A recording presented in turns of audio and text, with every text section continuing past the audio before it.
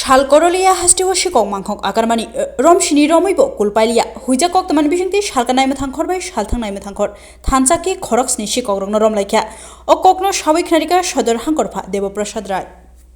কিছু চুরি ঘটনা সংঘটিত হচ্ছে শহরে এবং উভয় থানা এলাকাতে ইস্ট এবং ওয়েস্ট, এবং আমরা সেই যেগুলি স্পেসিফিক আমরা জানতে পেরেছি, চুর ধরতে পেরেছি, উদ্ধারও করেছি। তারপরেও যাদেরকে আমরা অ্যারেস্ট করেছিলাম ওদেরকে জিজ্ঞাসাবাদ করে আমরা আরও অন্যান্য কিছু চুরের গ্যাং আমরা খোঁজখবর নিতে পারি। তো দুই থানারই ওসিদেরকে দায়িত্ব দেওয়া হয়েছিল যে ওরা একটা টিম তৈরি করে এদেরকে ধরার জন্য। তো গতকালকে মোট 7 জনকে ধরা হয়েছে, যাদের কাছে চুরি করার জন্য সমস্ত ধরনের সরঞ্জাম এদের কাছে ছিল এবং চুরি করার জিনিসও পাওয়া গেছে, মোটর, ব্যাটারি, এগুলিও পাওয়া গেছে। ওদের কাছে কাটার মেশিন থেকে শুরু করে সব কিছু ওদের কাছে পাওয়া গেছে। তো এরা বিভিন্ন এলাকার লোক, কোথাও ইন্দ্রনগর, আড়ালিয়া, এদিকে ধলেশ্বর, সব কিছু মিলিয়েই এদের ঠিকানা। পার্টিকুলারলি এরা একটা গ্যাং, ওরা যেখানে রাত্রিবেলা সুযোগ পায় সেখানে চুরি করে। তো আমরা দৃঢ় বিশ্বাস যে শহরে যেই ছোটোখাটো চুরিগুলি হচ্ছিল এগুলি আমরা বন্ধ করতে পেরেছি বা পারবো, এবং ওদের কাছ থেকে আমরা আরও অন্যান্য যারা আছে এদের গ্যাং মেম্বার ওদেরকে আমরা ধরতে পারবো।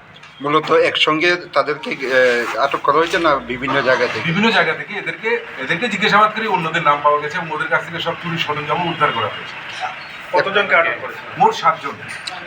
এখন অব্দি জানা গেছে তারা কি কোনো বড় ধরনের চুরি ঘটনার সঙ্গে জড়িত? না, বড় ধরনের চুরির ঘটনার সাথে আমরা এখনো ওদেরকে পাইনি, তবে আজকে তো আমরা ওদেরকে রিমান্ডে আনবো, ইন্টারোগেশনের পর বাকিটা বের হবে। সবাই কি এখানে স্থায়ী বসবাসকারী না অন্য জায়গা থেকে এসেছে? না, সবাই মানে শহরের আশেপাশে শহরতলিতে বসবাস করে।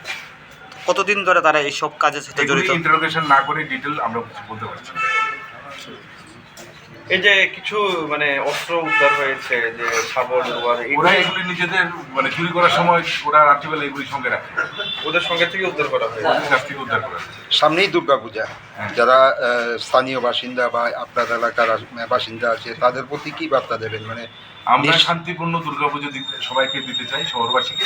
তাই আমরা সব ধরনের প্রিভেন্টিভ মেজার নিয়ে নিচ্ছি। কোনো নির্দিষ্ট চুরি কোনো ঘটনার উপর ভিত্তি করে এদেরকে অ্যারেস্ট করা হয়নি। আমরা উভয় থানা মিলে সংগতভাবে সমস্ত এদেরকে ধরা হয়েছে যাতে কোনো ধরনের চুরি এরা সংঘটিত করতে না। শহরবাসী খালি বাড়ির মধ্যে মানে রাখতে তারা চিন্তা করে যে চুরি কি হয়ে যাবে নাকি, এটা সবারই দায়িত্ব আছে।